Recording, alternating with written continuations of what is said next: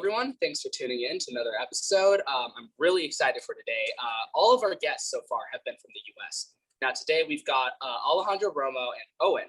And Alejandro's from Mexico and Owen's from England. So it's really nice to get some people that aren't from the U.S. on the show. So I'm going to start out with you guys. Just say a little bit about yourself. So they're going to introduce themselves, say how long they've been shooting, etc. Alex is then going to talk about his road trip that he took recently for about a couple minutes, and then we're just going to get into shots. So Alejandro, why don't you start off by introducing us? Hey guys, I'm Alejandro Romo. I'm from Mexico, and I've been shooting for around 2 or 3 years, depending on how you look at it. But I think I really didn't start getting into wildlife photography until I've been very happy lately with getting shots, and I've discovered a lot of the biodiversity from my region, which I recently learned is very coveted amongst many photographers, and I'm really proud of the shots I've been getting lately. Nice. I'm 15 years old, by the way, as well.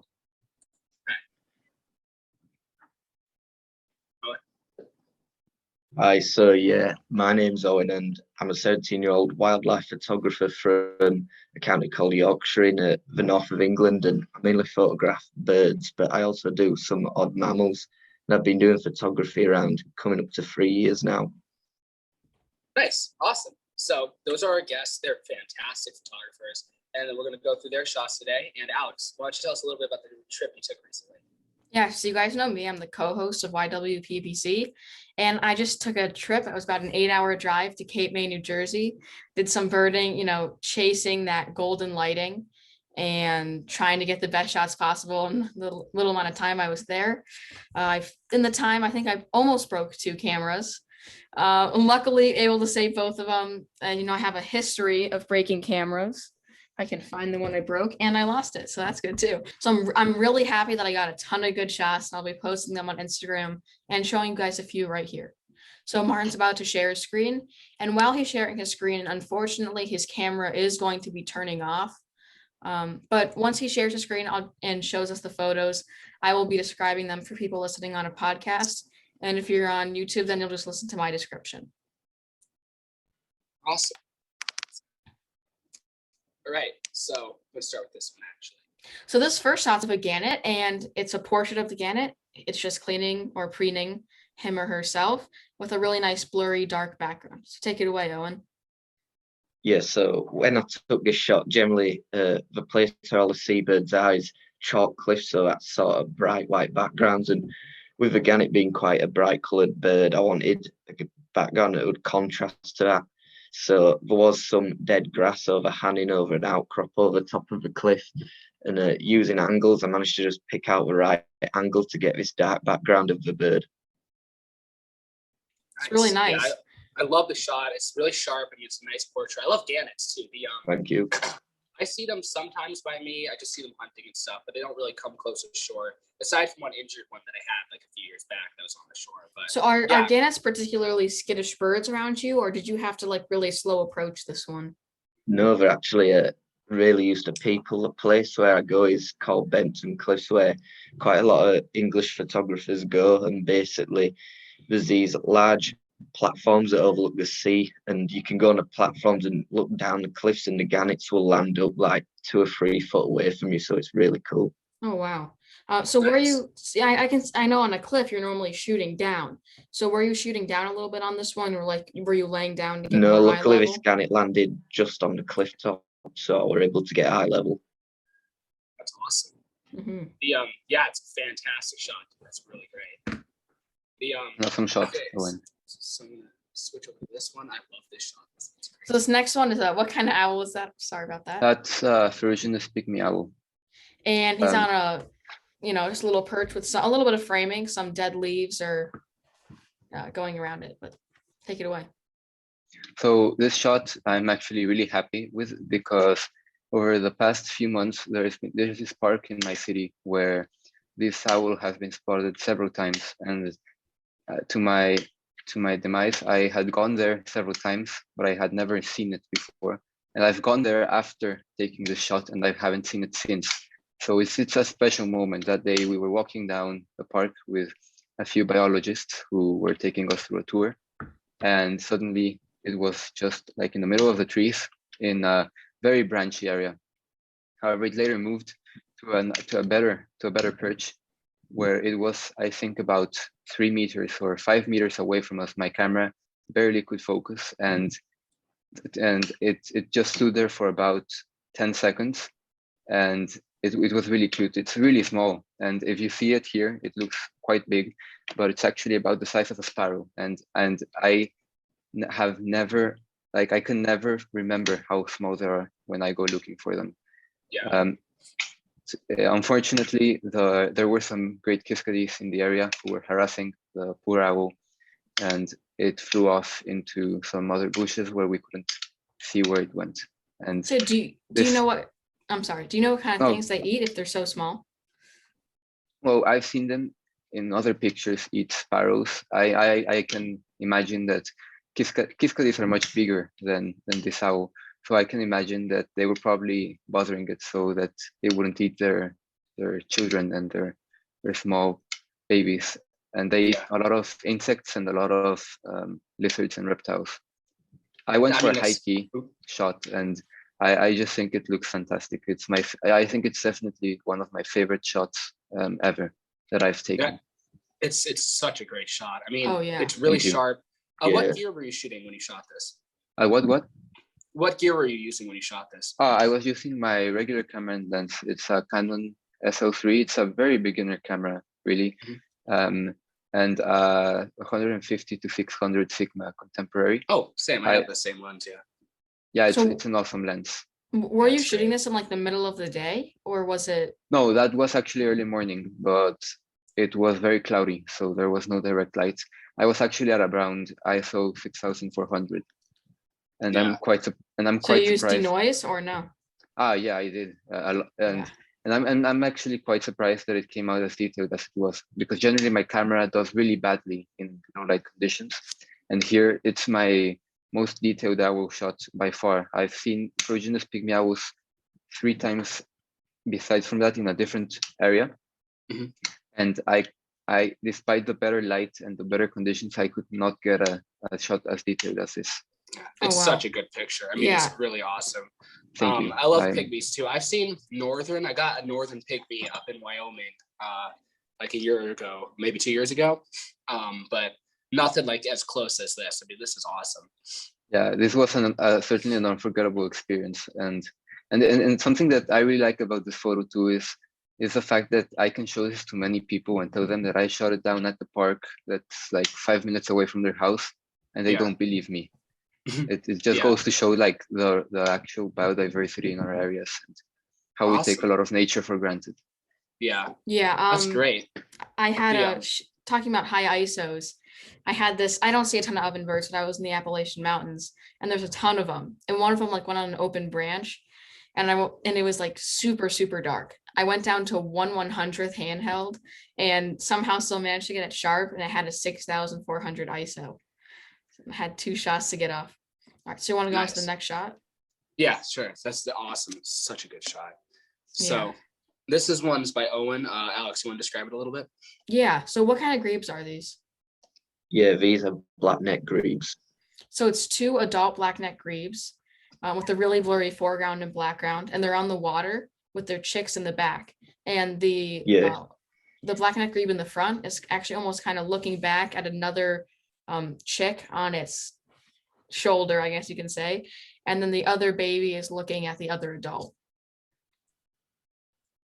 So what did you have to do to get the shot? Like, were you laying down in the reeds, got really muddy, got wet, or no? Yeah, the place where these grebes nest is like a 400 hectare wetland, and I'm lucky enough to live quite close to it. And it's mainly a large reed bed, but there is odd slots. Like, it's quite difficult because the reeds generally block all your view, so you can't get eye level. So I managed to find a slight opening in the reeds where it was quite wet and mossy, but I managed to wear some old clothes and it was quite worth getting wet for. I just laid down on the moss and I waited about 5 minutes, and then the grebes were feeding in the margins of the channel where I was. So luckily it came by and fed the chicks just in front of me. And surprisingly, they're quite tame. When people photograph grebes, they normally have to use like floating hides or camouflage netting. In the case of this, they just weren't bothered at all by me really, and they just kept on hunting in front of me for about 10 minutes. So it was really cool. But yeah, that's Yeah. crazy because not only are groups are skittish, they're really small. So you have to get pretty close to them to get a good shot. What was your, speaking of that, what was your focal length on this one? Yeah, I actually shot this at 150 millimeters. I had to fully zoom out. Wow. Oh my That's gosh. crazy. That's amazing. So That's they're a like fantastic right in front moment. of you. They're like right in front of you. And Yeah, it's so like were you next wearing year I any hope like to. were you wearing any like No, I camo was just clothing? no, just in a t-shirt and shorts. Wow. Next year I hope to get wide angle lens. Hopefully I can get some nice habitat shots of them. Did Yeah, you I'm gonna have zoom in. okay, so I'm you can see sorry. the Did you detail, have any actually. like oh wow. Did you have any like reeds going in front of you blocking out your view? No, I find that when you lay down with waterfowl in particular and you face your camera up to photograph them, it sort of blocks off the majority of your face. So I don't see you as that much of a threat, I don't think. Yeah, and also, I mean, I was shooting about, shovelers and they're just terrified. And yeah, Yeah, and they're also difficult birds. And about what you just said about lying down. I don't know if we talked about this on the show yet, but with waterfowl, it is so important to get eye level. And I mean, you did that really Definitely. good here. You got down as low as possible. And I think a lot of people, they don't want to get like wet, or they don't really want to put in like that effort, the extra step that's needed for waterfowl. And I mean, it's just so important to get low. And you did a really good job of that here. yeah, I mean, you're so low, one wave coming in from the water and your camera's gone. Yeah. So was it like right above the water? I mean, I see how low your camera was, but was it kind of Yeah. difficult to get them in frame? Did you have any problems with that? Yeah, the problem is they come that close. It's sort of like they dive under for they can hold the breath for up to a minute and they pop out and only out for like 10 seconds. So you really have to be quick and try and figure out the area where they're going to surface. But normally, if the water's calm, you can see bubbles underneath the water where they're diving. So I generally pre-focus my camera on that area and hope that they pop up in the frame. Nice. It's a great shot. This would be really awesome too. If you were shooting, getting a shot of one coming up when they're breaking like the waters, like the surface of the water, they're like right before they break it. That would be really cool too. Yeah, I mean, this is so good. I want to get a shot. I want to do some stuff kind of like this year with loons if I can. I don't know if I'll be able to, but I would love to do some of that. Because we have loons like 2 hours north of me up in every lake. They're just there. But all right, well, you want to go to the next shot? Yeah, it's such a good shot, though. I love it. All right, this is awesome too. So this one, what kind of hummingbird is that? Broad-tailed? That's broad-billed hummingbird. It's pretty endemic to Mexico, but there have been sightings in Arizona and some areas near the Mexican border in the US. So it's a broad-billed hummingbird, and yes, the background's just like sunset, and it's a completely silhouette, but the wings are just glowed up. It's crazy, and you can see what it's feeding from. It's feeding from like tubule flowers. So take it away. How'd you get the shot? So this shot, I think I got lucky because the day before I had been in that same spot and I had wanted to get a shot like this, and I didn't. I got a similar shot that's up on my page. It's a small in frame hummingbird with a lot of foreground, and the wings are lit up in a similar way, but the colors are not that red and that cool. And so the next day I returned and I stayed there, and I was actually talking with someone of you in Instagram, and I look up and the hummingbird is flying around the flowers, and it actually passed through a flower that I really liked, and I wanted to get there to get the pose there, but I didn't manage that because I was talking with somebody on Instagram. And so when I see that, I immediately put my phone away. I take out my camera and I just start following it, and it suddenly started flying and feeding from this same flower for about 5 seconds, which was surprising because it normally stayed there for less. And I managed to get this shot. It was so satisfying to get this. I'm really, really proud of this shot. So what's your shutter speed on that? Because those wings look tack sharp. I'm gonna say that's around 1,250. I'm pretty sure that's the shutter speed. It wasn't that high, but I normally shoot hummingbirds at around that shutter speed. Nice. So what time of day was this taken at? This was taken at around 8 p.m. The sun was just starting to get very low, and the light was coming through some trees in the background, which is why you can see the bokeh and the different tones of light coming through. That's and also so cool. Something that was also really awesome was how there were a lot of bushes at a certain point after the trees, so you can see that darkness below, and you can see some contrast, and that's really awesome. I'm really glad I discovered that spot. Yeah. Is it the pretty background close just to your- looks oh, like sorry. fire too. Oh, sorry. The background looks insane. It's so cool. Yeah, that's my favorite part. And the So is and it- the wings. Is this location pretty close to your house? Like, did you bike there? So or- I didn't even bike, I went walking. So I live in a neighborhood that's pretty close to a mini airport, a light aircraft airport. And right beside there's like trails for hiking up the mountains. So one day I decided to go look for them, and in January, you'll remember, I got a lot of kestrel shots there because there were around 3 female kestrels there, and I started photographing them and getting shots. And as time progressed, I started discovering new areas around that same spot. And there I've seen hummingbirds, hawks. I've seen a lot of falcons. I've seen 2 peregrine falcons there. And overall, it's proved to be an awesome spot for photography. And I'm really glad I discovered it. I go nearly every week, or sometimes I went every day in a week. And it's just helped me improve a lot. I can go walking and I'm a minute away walking. It's really, Nice. really close. Yeah, that's awesome. I don't know if I have any like public places that are that close to me with that much action that I can just walk to them, So that's really convenient. Here's a secret. It isn't supposed to be public. It's a private property, but a lot of people walk into it, and the owner has allowed a lot of people to enter for the hiking trails and the area. So I'm technically allowed to enter, but it's not public. Private property owners are the best. I mean, I got some fox. Not all. fox den. Not, Not yeah, all. Definitely not all. All the ones I've had this season though have been awesome. I've got a coyote den. I had a barn nest that unfortunately failed, but I had a barn nest, another barn nest, and a fox den, and all the landowners were just super chill.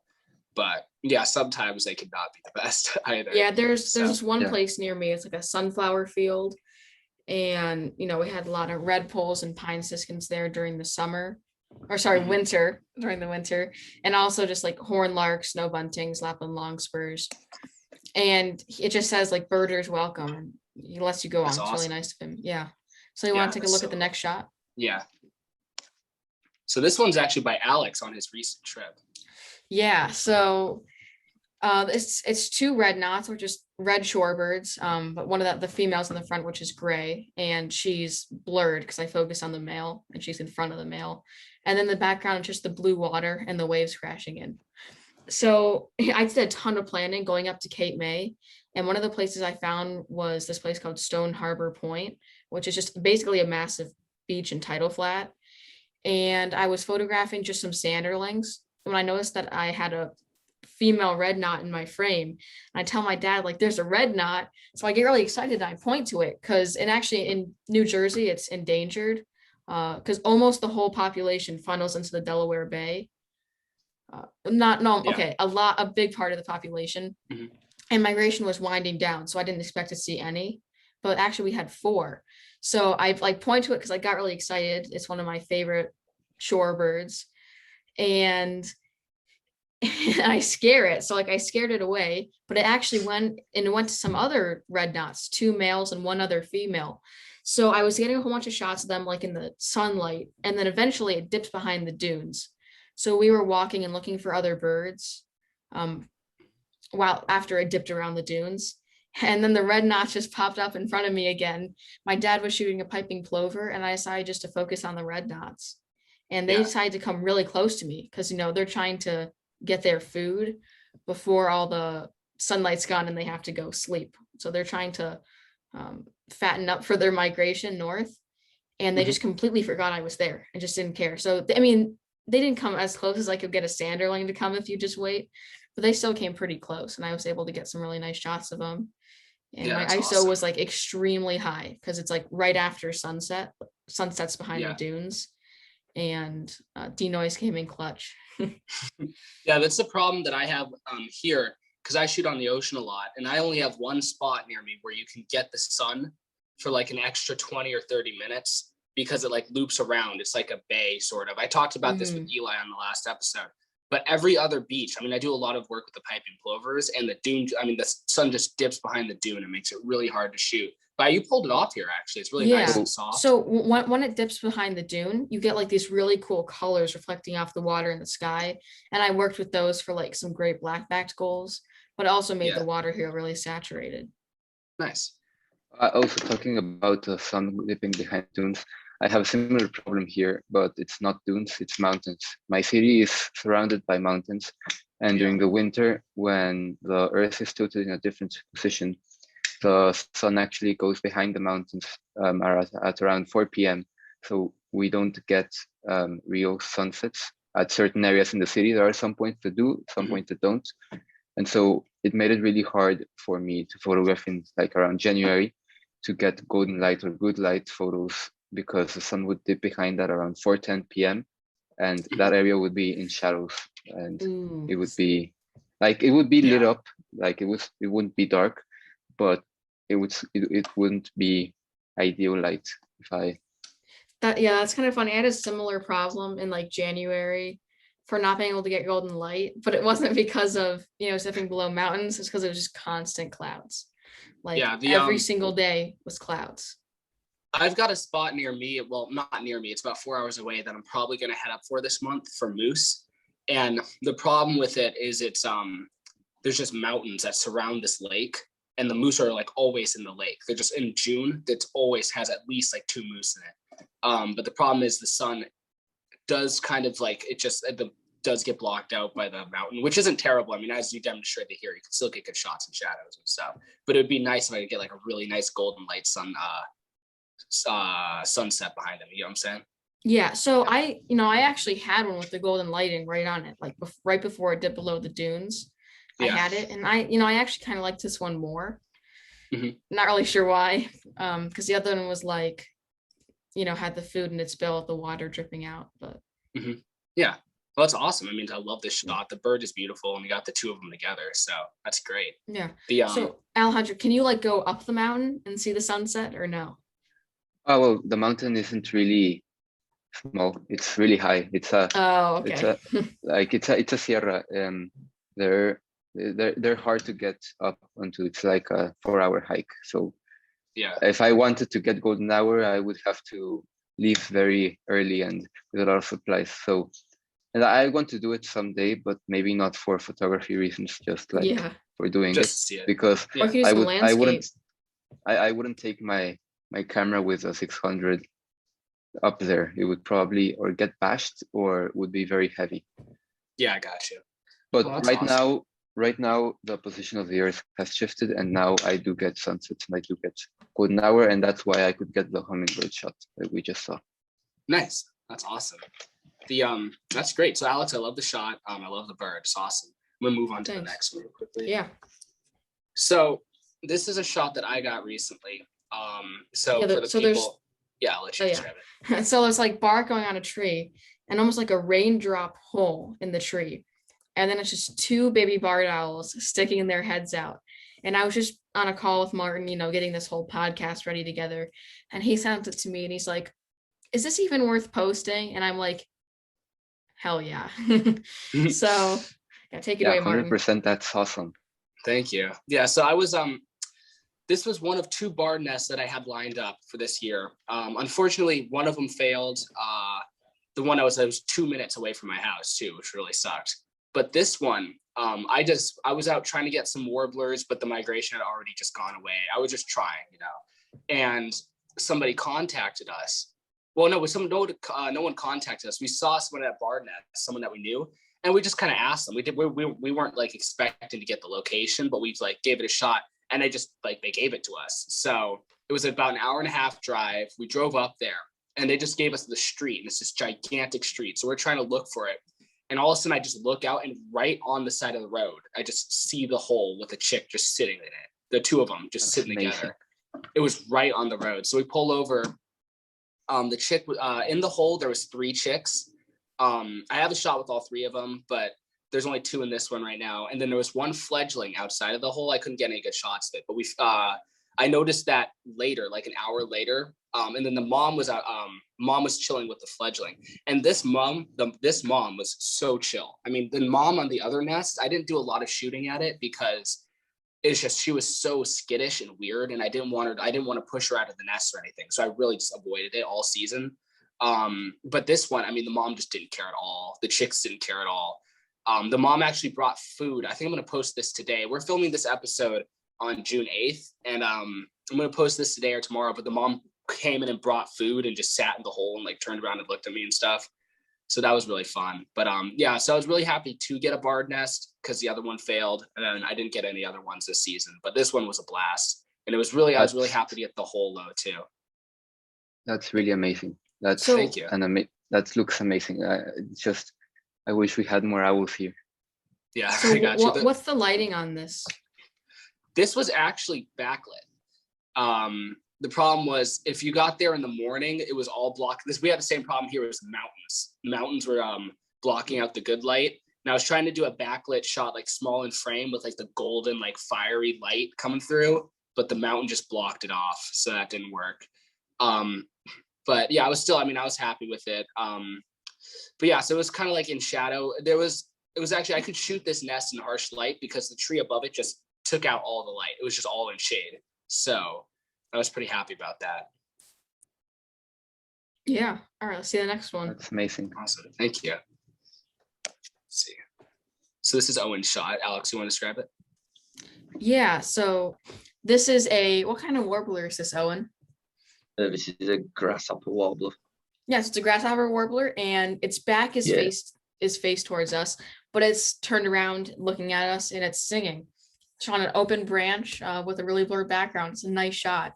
So how did you manage to get a warbler on an open branch like this singing? Yeah, this shot was taken about a month ago when the warblers are like so pumped up on hormones to a point where they'll basically sing out anywhere out in the open. So on my local reserve this year, we've had an influx of Grasshopper Warblers, what's quite a rare bird in Britain. But I've never seen or heard one before until about a month ago when I was walking around and they make this really recognisable sort of, I can't describe it other than like a drilling noise that's similar to a grasshopper. And I was walking around and it took me about half an hour to spot it. And that camouflage, luckily I just got it out in the open, and this one was quite a bland bird from the front, so I had to try shooting it from behind to try get a nice patterning. So I spent a while with the bird and eventually it flew up onto this nice oak branch. I managed to take a few shots. The only problem was that the light was quite low, so I shot that at 1/50th handheld, but I managed to get, that was the only one sharp shot, but I'm quite happy with it. Oh my gosh, wait. Oh wow. So this was your wait, lifer? I'm sorry. It's singing, so its beak is going open and closing. It's a warbler, okay. And I was saying how I shot it like 1/100th before. I thought that was admirable, but you're 1/50th, that's crazy. Like, good job. Yeah. I took about 1,000 shots of it, and it was only the one that turned out sharp. I'm not too sure how, but I think it was just pot luck, to be fair. Yeah, that's the tactic. You just crank down your shutter speed and just hold down the shutter. Yeah, what I say is spray and pray. Yeah. Wait, Owen, so this was your lifer. This was like your first time shooting the species. Yeah. Wow. That's a really nice shot for a first time. Thank you.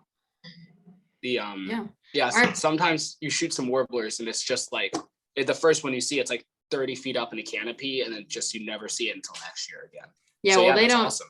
At least Owen doesn't have our New World warblers, which are just great. You know. Oh yeah. But Yeah, they're a still, lot more better than our European ones. This one's still really pretty though. It reminds me of a wren, kind of. Yeah, it looks a lot like a wren. Yeah. All right, well, let's see the next shot. All right, this is probably gonna be the last one that we got on tonight, but. All right, so I immediately love it because it's a shorebird. But this is a northern jacana, and it's on some short marsh vegetation with some flowers budding up, and it's a nice, beautiful reflection of this jacana or jacana, not sure really how you pronounce it, and some magenta tones in the reflection. So how did you find this thing? Like, all right, so it's a really strange story because the area isn't necessarily secluded. So there was like where I went, it's Nueva Vallarta, and there's this like road of a lot of hotels and apartments, and there was another road that would take you out of that area into the rest of the town or the city. And in this road what do you like? I don't know how to explain it, but there's like two roads, one that goes forward and one that goes backwards, and in the middle there was like this little patch of greenery in the middle of the roads. And the thing here was that there was a pond that had a lot of species I had seen there. I had seen some herons, some aningas, even an ibis. And so I see this species, which I thought was really interesting, the northern jacana. And I got some shots of it. I got really low. I got myself really wet because there wasn't really any area that was dry enough for me to sit. So I had to sit very close to the pond. And there was this jacana, which is a male, and there were two juveniles or females along with it, but they weren't in areas that were this scenic. So I get this shot, and I didn't immediately edit it, which is why something that I can't believe myself. I immediately edited another one that got a different reflection, but the light looked a lot harsher than here. And I edited this about 2 months ago, about a month after I returned. And I'm just really, really happy with the shots. I really like it. And I just like the light, the reflection, the colors, the foreground, everything. I think it's a very cool photo. So yeah, what is the light in this? Is it like thin clouds? It was very thin clouds, and occasionally the sun was just rising above, which is why sometimes the light, some of the photos from that day were very harsh and some were very smooth. It's a great shot. And so in Mexico, do you guys have a lot of water, or is it like when you find water, a ton of birds congregate to it? Actually, we're in a drought. Mexico is in a drought right now, and so I guess that there are some areas where with a lot of water come a lot of birds. And in my city, there's a park that the city has created a man-made pond, and a lot of kingfishers and many different birds have gone and stayed there. In the park where I saw the pygmy owl, there's a little river that has some water, and a lot of birds, not necessarily shorebirds, but a lot of birds hang out in that park. And strangely enough, because it's in the middle of the city, it's like there are a lot of buildings, a lot of cars passing by, and that park is there with a little river that crosses and a lot of birds. It's one of the most biodiverse areas in my city, and it's really strange and amazing at the same time. Oh, how cool. Yeah, I mean, this shot is just amazing. The background is really good and nice and light, and then the reflection is crazy good. It's just like nice and like purpley-ish kind of. And smooth enough, not necessarily entirely blurred out, but not sharp, the reflection. Yeah. Wow, that's so cool. All right. Something that did. Oh, wait, what were you saying? It's just concluding this area. Something that freaked me out about the jacanas were their feet. They're really strange, like they look alien-like, and it's something that I like to note about the species. Yeah, I think they have really big feet, so they can walk on. Yeah, and really large the fingers or claws. Nice. That's really awesome. Cool. So I'm gonna go back on the Zoom and stop sharing. Yeah. All right. All right, guys. So I think that about sums it up today for our episode of YWPPC, the first one with me for a while. And thank you to our guests, Alejandro and Owen. And It was a great with episode. It was awesome. with your co-host, me and Martin.